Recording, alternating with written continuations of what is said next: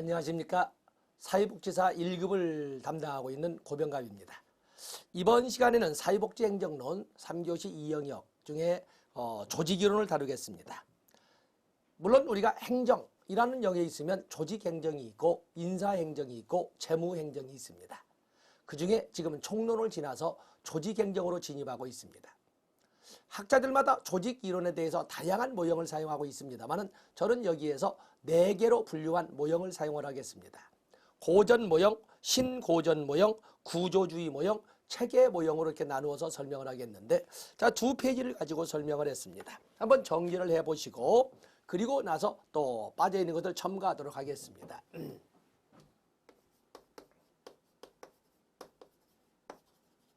조직 모형은 첫 번째 고전 모형. 고전 모형은 조직을 기계처럼 인식하자는 겁니다. 기계처럼 정해진 대로 프로그래밍 된 대로 운영한다면 얼마든지 조직 생산성에 극대화를 가져올 수 있다. 조직도 그렇게 원리 원칙대로 돌려야 된다라고 하는 것이 바로 이 고전 모형이 되겠고, 여기는 인간을 합리적 경제인으로 인식을 하면서 이들은 공식 조직을 중심으로 원리 원칙을 강조하는 이런 조직 이론들을 모여서 고전 모형이라고 합니다. 뭐 다른 거 빠진 것도 있지만 고전 모형의 이론으로 본다면 여기에는 관료제 이론,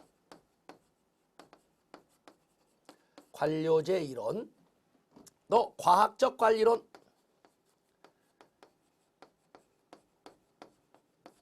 또 행정관리론,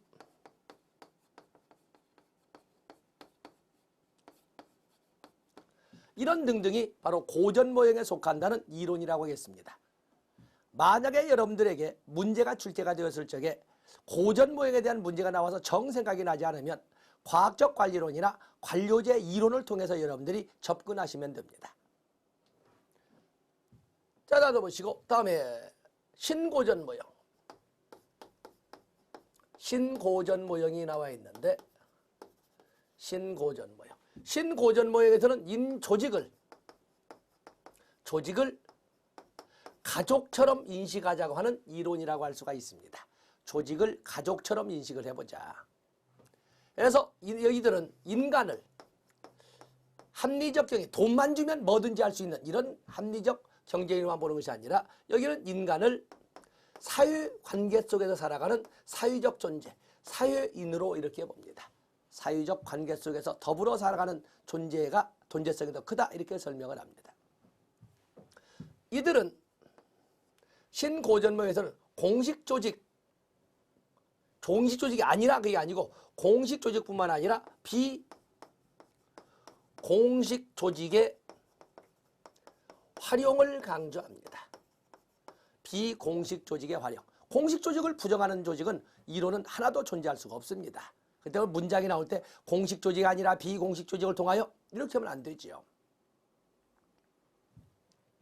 그런가 하면 원리 원칙을 배제하는 조직은 있을 수가 없습니다. 원리 원칙도 강조하지만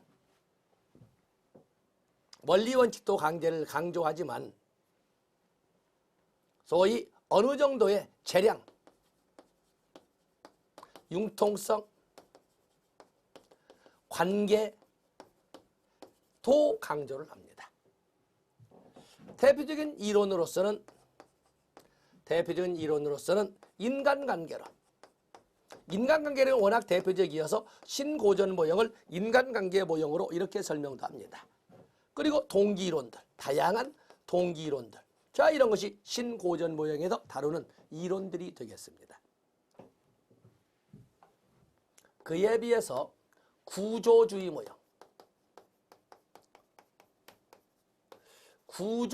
모형을 이렇게 보시면, 구조주의 모형에서는 인간이 조직을 단순한 존재로 하지 않고 복합적인 사회적 체계, 이 조직이라고 하는 것은 단순한 것이 아니라 아주 복합적인 복잡한 어떤 사유단위, 복합체, 그냥 복합적인 단위, 복합적인 체계 또는 사회 단위라고, 또는 복합체라고 이렇게 설명을. 그렇기 때문에 이들은 강조하는 것이 다요인적 접근을 강조합니다. 다요인적 접근을 강조한다. 그야말로 어느 때는 고전 모형에서 주장하는 것처럼 원리 원칙에 의해서, 어느 때는 상당히 넓은 재량을 또는 융통성을 발휘하면서, 어떤 때는 고전 모형처럼 아주 냉철한 합리성만을 강조하기도 하고, 어느 때는 인간관계를 주장하는 정의적 측면을 중심으로 조직을 운영하기도 하고, 어느 것 하나를 가지고 고집하는 것이 아니라 다 맞추어서 다요인적 상황에 따라서 다양한 접근을 시도하는 것이 구조주의 모형이 되겠습니다. 구조주의 모형은 갈등의 순기능을 강조합니다. 갈등의 순기능을 강조한다. 보통 진흥론적 관점에서는 갈등이라고 하는 것은 사회 붕괴를 촉진시키는 빨리 제거되지 않으면 안 될 사회악으로 받지 않았습니까? 그런데 이런 갈등의 과정에서 갈등의 순기능을 강조하고 있는 거예요. 또 그런가 하면 구조주의 모형에서는 환경 변인의 영향력을 강조합니다. 그런 점에서 별도의 변호 버티지 않고, 그렇기 때문에 구조주의 모형은 개방체계 모형의 이론이라고 이렇게 씁니다. 그러면 이 구조주의 모형이 개방체계라면 기존에 있었던, 이 구조주의가 닮았던 기존에 있었던 이 이론들은 모두 폐쇄체계 이론이라고 할 수 있습니다. 과학적 관리론, 관료제 이론, 행정관리론, 인간관계론, 수없이 많은 동기이론. 이들은 어떻게 하면 조직을 원활하게 운영할 수 있으며 어떻게 하면 조직 목적 달성의 효율성을 극대화시킬 수 있느냐를 조직 내에서만 강구한 거였어요. 조직 내에서. 환경과의 관계는 언급하지 않아요. 많은 사람들이 과학적 관리론이나 관료제론이나 행정관리론은 그렇다 치지만 인간관계론은 이렇게 설명하는데, 조직 내 인간관계입니다. 조직 내 인간관계.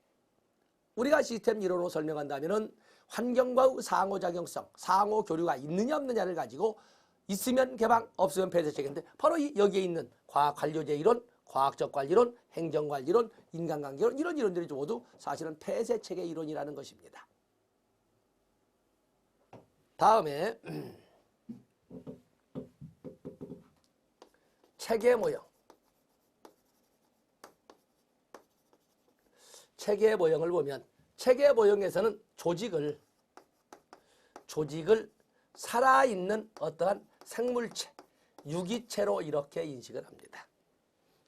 살아있는 유기체. 체계 이론에서는 우리가 인행사를 통해서 배우는 것처럼 체계에서 가장 강조하는 것은 무수히 많은 구성 요소들 간의 상호 의존성이죠. 상호 의존성을 강조합니다. 서로 도와가면서 투입, 전환, 산출, 환류, 환경 이렇게 나오는 이런 과정들 쭉 하면서 무수히 많은 구성 요소들이 같이 공존을 하고 있는데 서로 도와가면서 전체의 이익을 위하여 헌신하고 있다고 보고 있습니다. 상호 의존성을 강조한다. 그래서 이 조직을 하나의 살아있는 걸로 보면서, 살아있는 건 하위 체계로 하위 체계로 5개의 체계를 들었어요. 5개의 체계를. 하위 체계로 있는 것이 생산 하위 체계. 생산 하위 체계라고 하는 것은 서비스, 사회복지 조직은 서비스 제공이나 전달에 초점을 두는 게, 서비스 제공, 클라이언트를 직접적으로 만나서 서비스를 전달하거나 이런 부서는 그 조직에서 생산 하위 체계, 생산 파트라고 합니다. 우리는 그 사회복지 전달 체계에서 행정체계와 집행체계로 나눌 적에 바로 집행체계가 현장에서 클라이언트에게 서비스를 제공하는 그런 체계는 생산 하위 체계라고 합니다. 그에 비해서 유지하위 체계.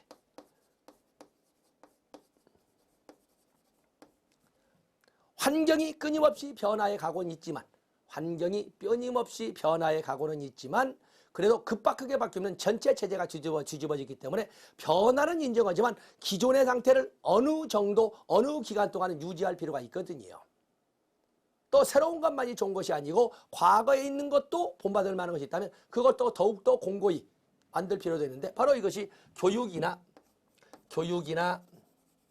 훈련을 담당하는 것은 유지하위 체계라고 합니다. 연수원이라든지 뭐 이런 것들이 모두 유지하위 체계.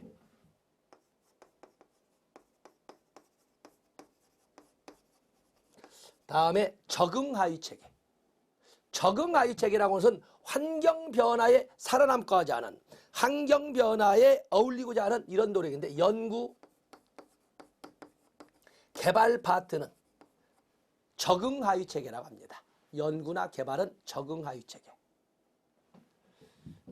다음에 경계하위 체계.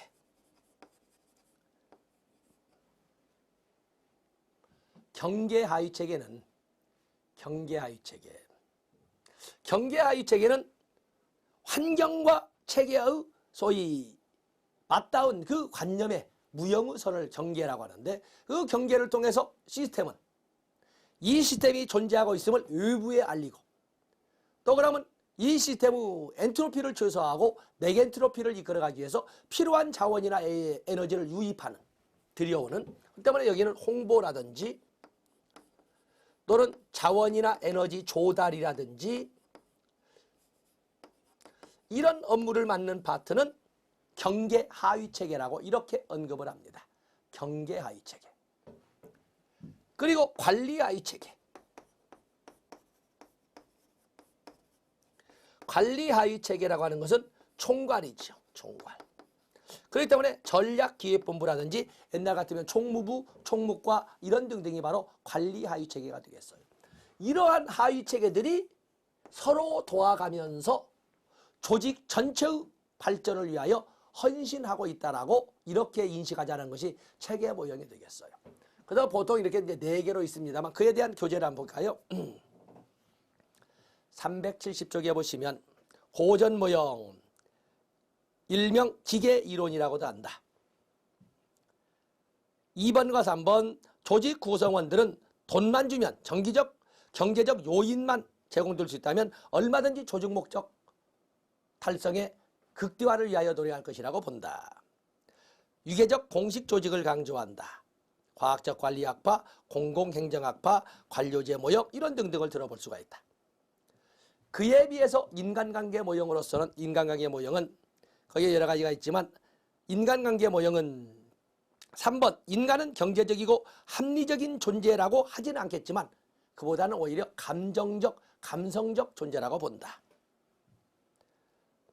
또 그런가 하면 4번 조직은 기계적 장치가 아니라 복잡한 사회적 체제로 조직은 공식적 관행이나 절차 외에도 비공식 조직이나 인간관계나 사기 진작이나 이런 거에 의해서도 영향을 받는다고 본다.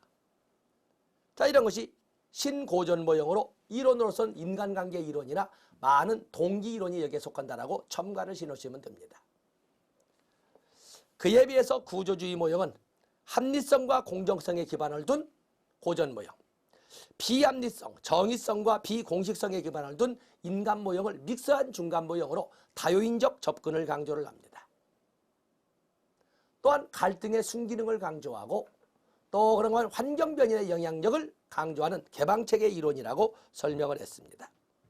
4번에 보시면 고전 모형과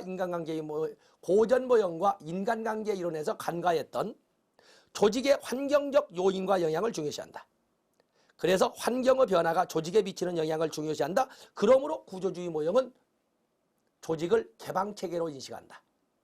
이렇게 설명을 하고 문장에 나온 것처럼 그 이전에 있었던 고전 모형이나 인간관계 모형은 폐쇄체계라고 말을 아니할 수가 없다. 이렇게 지금 우리가 정리를 하고 있는 것입니다.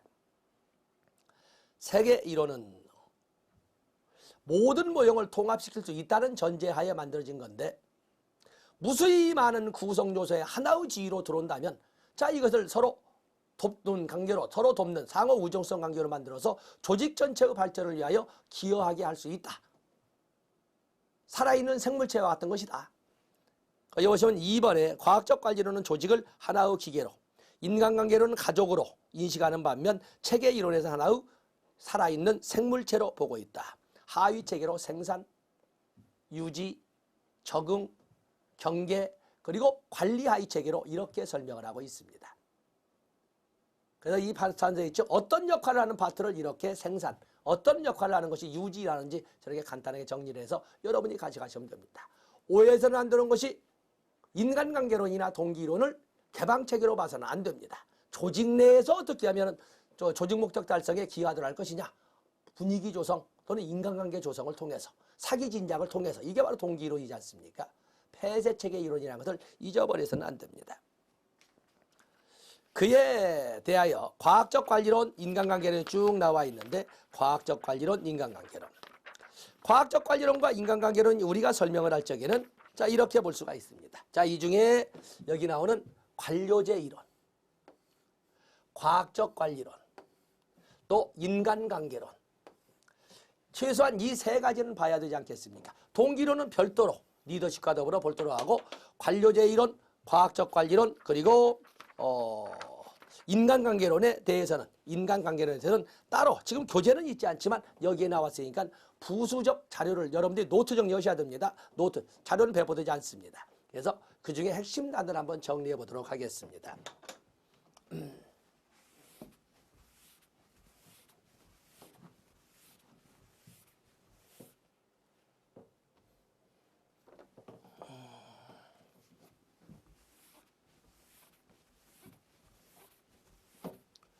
자, 먼저 우리가 과학적 관리를 한번 보도록 하겠습니다.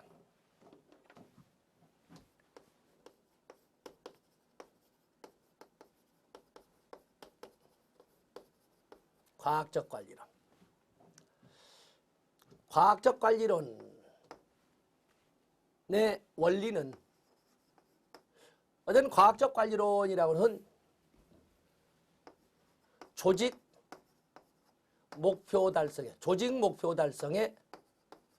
달성을 위한 조직 목적 달성의 극대화 방안이죠. 어떻게 보면 조직 생산성을 극대로 올릴 수가 있느냐. 테일러를 중심으로 해서 1910년대에 자리 잡게 되는데 여기는 첫 번째 원리로서 과학적 관리에서는 시간 연구, 동작 연구, 표준화, 성과급 이 네 가지 원리를 통해서 실질적으로 조직의 도산유기에 빠있던 조직의 생산성을 엄청나게 높이고 조직을 살리게 되는 거거든요. 시간 연구, 동작 연구, 표준화, 성과급 제도를 기본 원리로 하고 여기에서는 내용 또는 과학적 관리론의 특징이라고 하는 것은 이들은 인간을 합리적 경제인으로 인식을 하고 합리적 경제인으로 또 이들은 능률을 기계적 능률, 시키는 대로만 하는 능률, 기계적 능률, 다시 말해서 원리 원칙의 바탕을 둔 능률, 기계적이라는 것은 원리 원칙의 바탕을 둔 능률, 그러면서 경제적 유인, 공식, 조직, 원리, 원칙을 강조하는 그야말로 기계같이 돌려버리면 생산성은 높아진다고 하는 이런 특징을 가지고 있는 것이 바로 과학적 관리론이었어요. 과학적 관리론. 문제는 이러한 것은 결국에 뭘 가져왔겠어요? 의의는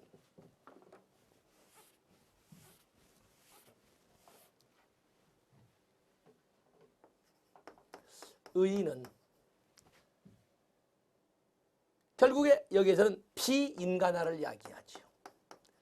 비인간화를 이야기합니다. 성원들을 조직의 부품으로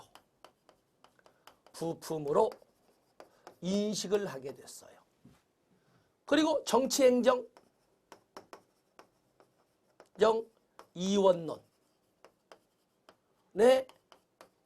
영향을 주기도 하고 받기도 하고, 정치는 정책결정, 기획, 행정은 집행 및 관리. 그러니까 정치 파트에서 결정하는 원리원칙대로 한치의 오차도 없이 집행만 하면 조직 생산성은 높아진다. 조직은 살아남을 수 있다. 라고 하는 것이 바로 여기 나오는 과학적 관리론인데, 결국에 비인간화를 가져오죠. 비인간화.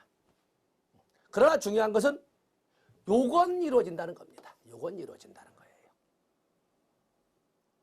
철저한 시간 연구, 철저한 동작 연구, 그리고 모든 시, 공간 측면의 심신의 정형화, 표준화, 그리고 성과급 제도, 보너스 제도, 이런 것이 구비가 된다면 인간들은 냉철한 경제적 유인만 갖춰진다면 얼마든지 헌신할 수 있는 존재이기 때문에 조직은 살아나게 돼 있다. 이게 바로 여기 나오는 과학적 관리론의 의미가 되겠어요. 다음에 인간관계를 보겠어요.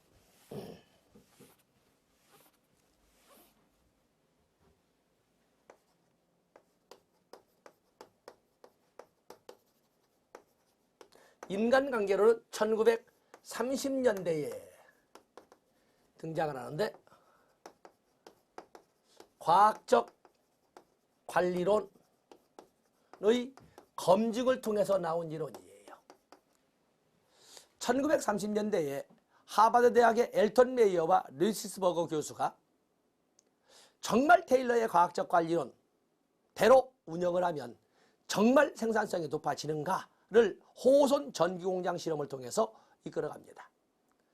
그래서 그 실험 집단을 하나 만들어 놓고 거기에는 철저하게 시간 연구, 동작 연구, 표준화, 성과급 제도를 딱 도입을 해서 일을 시켰더니 진짜로 생산성이 엄청나게 증가를 했어요. 야, 테일러의 위대함이란 이루 말할 수가 없는 거였어요. 그런데 두 사람이 연구하는 과정에서 예상외의 변수가 등장을 했어요. 변수가 등장했다고는 예상외의 사건들이 벌어졌는데, 전혀 과학적 관리론을 도입하지 않은 부서에서도 어떤 때는 문득 이렇게 생산성이 엄청나게 높아지는 순간순간들이 자꾸 있더라는 거예요. 도대체 무엇이 저렇게 보너스를 주는 것도 아니고 참 엉망인, 어떤 조직화된 무질서라는 단어가 우리가 하다 보면 나오는데 어떻게 생산성이 증대가 되지? 라고 그 조직을 예의주시하게 됐어요. 그랬더니 조직이나 그 팀의 분위기가 바로 생산성 증대의 핵심 요소라는 걸 찾아낸 거였어요. 그래서 이 검증 과정에서 그래서 인간관계론이라고 하는 것은 인간관계론의 그 원리, 왜냐하면 원리는 바로 내용으로 들어가겠어요. 인간관계론의 내용을 보면은 여기 보면은 인간을 사회인으로 보면서 능률을 인간관계 속의 능률 사회적 능률로, 기계적 능률의 사회적 능률로, 그리고 경제적 요인도 중요하지만 비경제적 요인도, 또 비공식 조직도, 또 그러면 원리원 측면에 어느 정도의 재량도 강조되는 이런 이론을 발표한 거였어요. 그렇다고 해서 테일러의 이론을 부정한 거 아니었어요. 테일러의 이론은 위대하다. 그러나 그것만이 생산성 증대를 가져오는 거 아니고, 그것만이 생산성 증대를 가져오는 것이 아니고, 이러한 비경쟁적 요인인 인간관계 조성이나 분위기 조성이나 사기 진작이냐 이런 것들도 생산성 증대를 가져오는 중요한 요소더라라는 것을 논문으로 발표하는 거예요. 이게 바로 인간관계론이에요. 의의는 조직의 인간화가 도래한 거죠. 조직의 인간화. 자, 그러면 이 가운데 비어놓은 거 있죠? 이 가운데 비어놓은 양 이론의 공통점은 뭘까? 공통점과 차이점이야 다 말로 할 수 있고, 차이점. 자, 찾아내고는 공통점이에요. 과학적 관리론과 인간관계는 짜 나오는 것처럼 폐쇄체계 이론이다.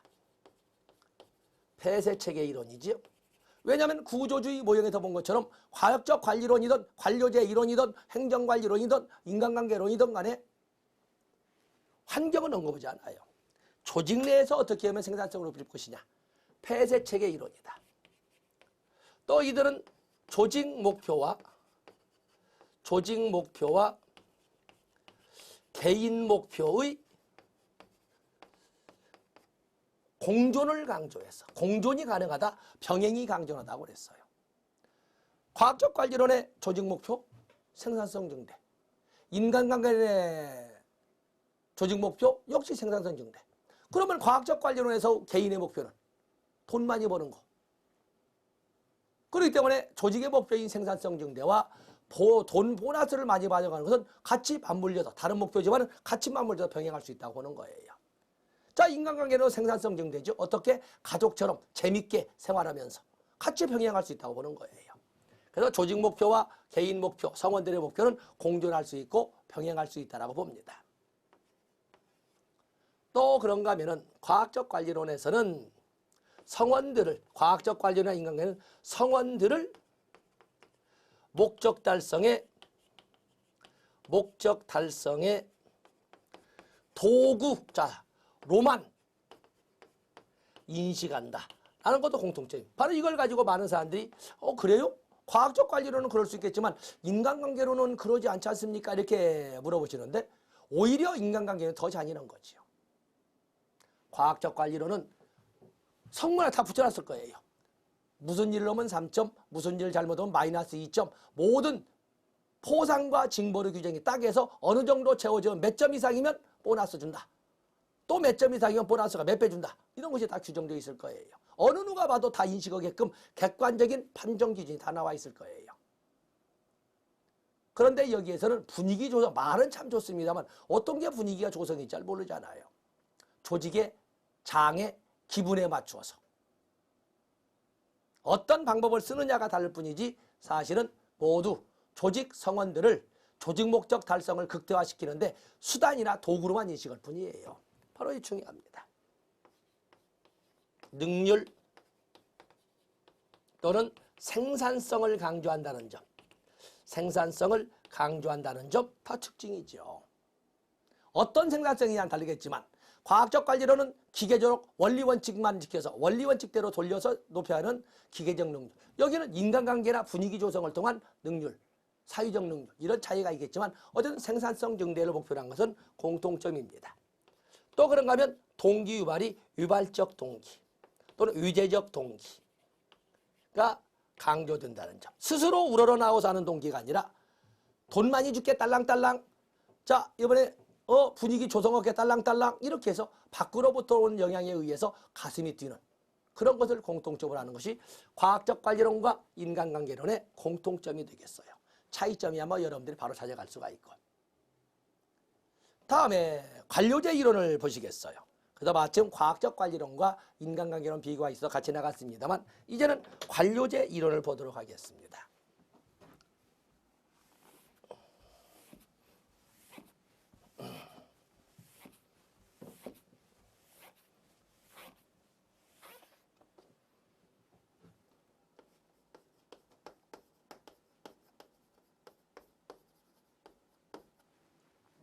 관료제 이론 또한 조직 목적 달성의 극대화 전략으로 우리가 인식하면 됩니다. 말 그대로 과학적 관리론대로 돌리면 합격은 당연히 옵니다. 시간 연구, 통장 연구, 모든 것의 표준화, 정형화, 그리고 보너스 제도. 관료제 이론에서는 특성이 모든 관료제는 업무를 기능별, 성질별로 나누어서 분담시킵니다. 분업의 원리가 적용됩니다. 분업의 원리가 적용이 됩니다. 분업의 원리, 다시 말해서 전문화의 원리 또는 기능의 원리가 적용이 돼요. 또 관료제 조직에서는 모든 조직은 권한과 책임의 크고 작음에 따라서 업무를 상하로 구분하는데 그걸 계층제라고 합니다. 계층제. 권한과 책임의 크기에 따라 업무를 상하로 배치하는 것을 계층제의 원리라고 합니다. 관료제의 이론은 모든 것을 정해진 대로만 집행하도록 합니다. 이걸 합법적 지배. 합법적 지배 또는 개인유사 같은 민간기업에서는 사규에 지배, 사규 또는 정관에 의한 지배. 이렇게. 그리고 관료제 조직은 모든 조직은 업무 처리 시작부터 끝까지를 문서화해야 됩니다. 문서주의. 또 그러면 관료제 이론은 모든 업무 처리 과정에서 인정성, 사심이 반영되면 안 되고 오직 정해진 대로만 이렇게 해야 돼요. 정해진 대로만. 그리고 경력지향, 자격과 경력지향, 지향을 특징으로 하는 것 등이 바로 여기 나오는 관료제 이론이 되겠어요. 관료제 이론을 이렇게 하다 보면 관료제 이론은 많은 장점도 있지만 문제점도 있습니다. 문제점. 병리현상이라고 하는 데서 이게 출제가 되는데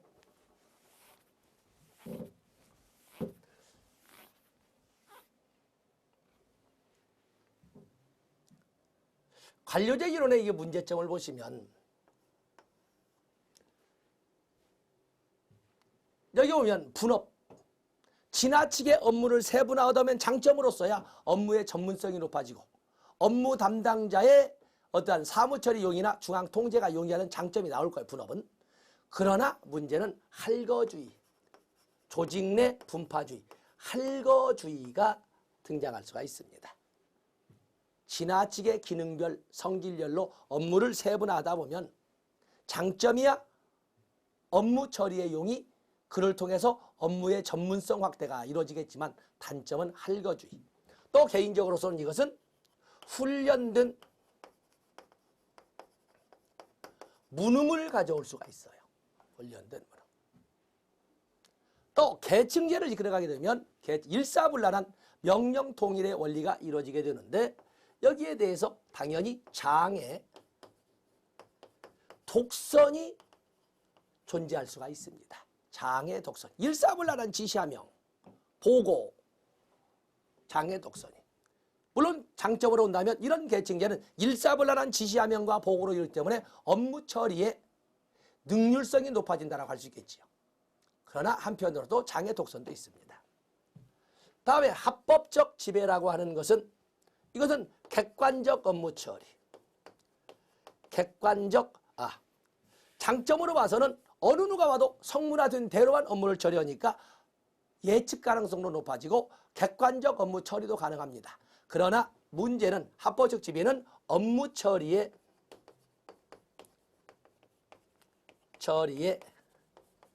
경직성을 가져올 거예요.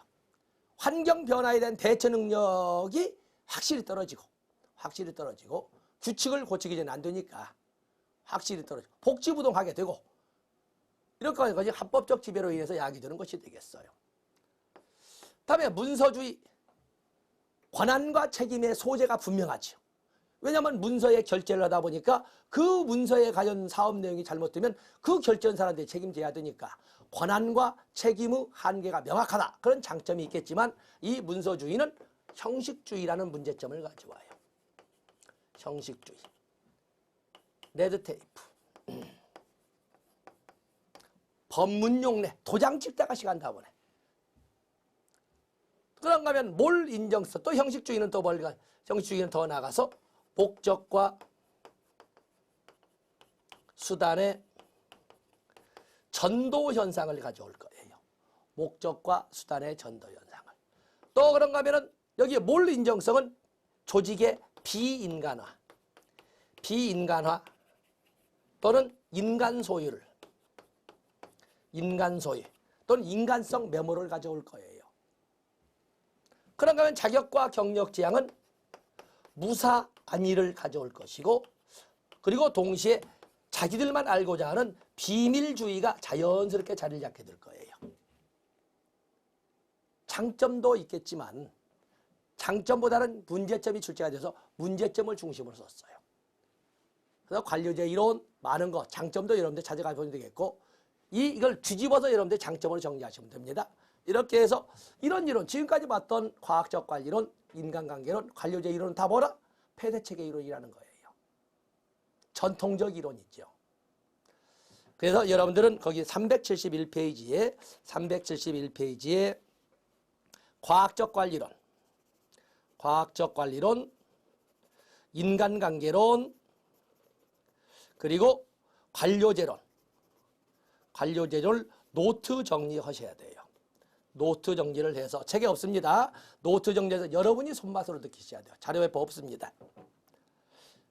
바로 이런 이론들을 우리는 전통적 이론이라고 합니다.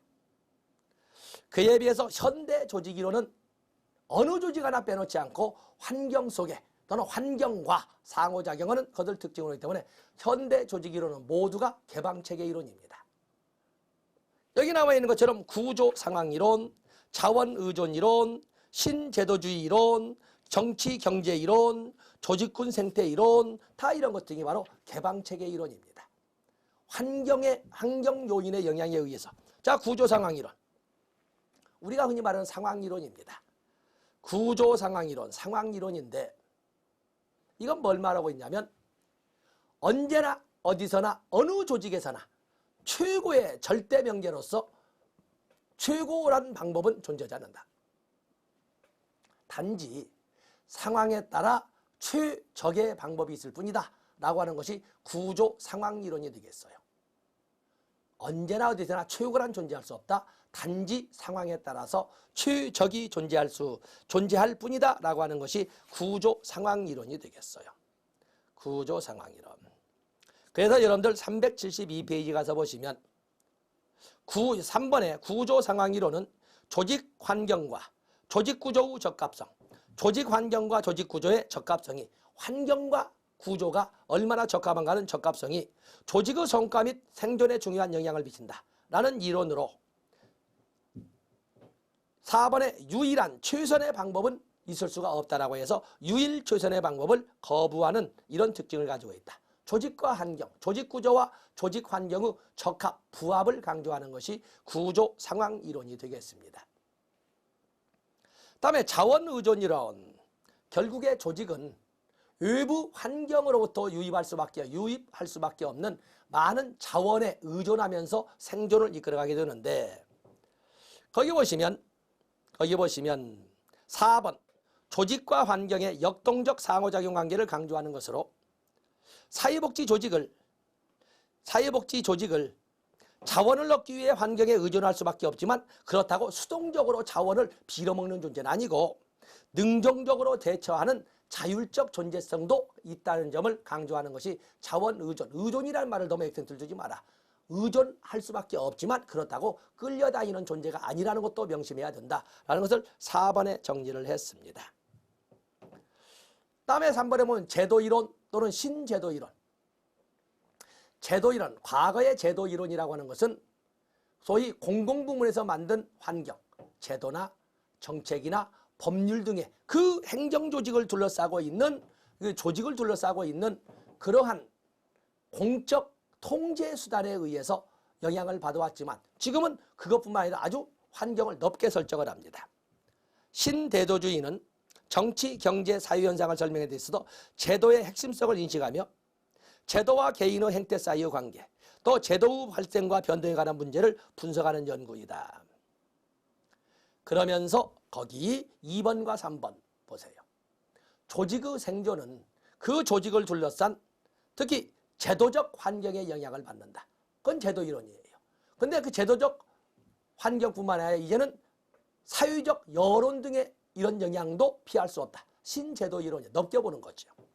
자, 거기 보시면 3번 볼까요? 조직의 규범과 조직을 둘러싼 지도적 환경이, 조직의 규범과 조직을 둘러싼 제도적 환경이 조직의 특성과 형태를 좌우한다는 점을 강조하면서 사회복지 조직과 같이 정부와 제도화된 규범이 강하게 작용하는 조직을 이해하는 데 도움을 준다. 제도적 환경의 중요성을 강조한 것이 제도 모형입니다. 사회 규범이 어떠냐? 사회적 가치는 어떤 가치를 선호하느냐? 문화적 규칙은 어떻고 법률은 어떤 법률이 만들어졌느냐? 이런 제도적 환경에 의해서 조직의 생존이나 조직의 성과가 결정된다 하는 것이 제도 이론, 신제도 이론이 되겠습니다. 그래서 거기 보면 4번에 보시면 국가라고 하는 거시적 설명보다는 제도적 특성이라고 하는 중범위 이론적 설명 방식을 취한다. 자, 그런 것도 줄쳐놓으셔야 되겠지요. 여기는 거시적 접근이 아니라 중범위, 매조적 접근이라는 것을 분명히 언급을 했습니다. 매조적 접근이라는 것을 언급했다. 다음에 정치경제이론, 이것도 사실은 자원의존이론이 되겠는데 정치경제이론. 그 조직이라고 하는 것은 그를 둘러싼 환경이 어떠한 그를 둘러싼 환경 중에 특히 어떤 환경에 둘러싸여 있느냐. 거기 보시면 2번에 조직체 내부와 외부에서 작용하는 정치적, 경제적 영향 간의 다양한 상호작용에 초점을 두어 다양한 이론들이나 다양한 관점을 종합하려는 이론이 정치, 경제 이론이다. 이것도 역시 마찬가지로 환경의 영향을 받는데 그중에 특히 정치적 환경과 경제적 환경의 영향력을 주로 받는다 하는 이론이 바로 여기 나오는 정치, 경제 이론이 되겠어요. 정치, 경제 이론. 결국에 우리가 보면 자원의존 이론과 별 차이가 없는 것이 정치, 경제 이론. 다음에 조직군 생태 이론이 나와 있죠. 조직군은 무리군자를 씁니다. 조직군은 이렇게 무리군자를 그래서 이 무리군 조직군 생태 이론을 줄쳐놓은 것은 거기 환경절정론의 입장에서 환경이 조직이 환경에 적응하려고 하는 것이 아니라 환경에 가장 적합한 조직 특성을 선택해 간다라고 하는 환경절정론의 입장을 조직군 생태 이론입니다.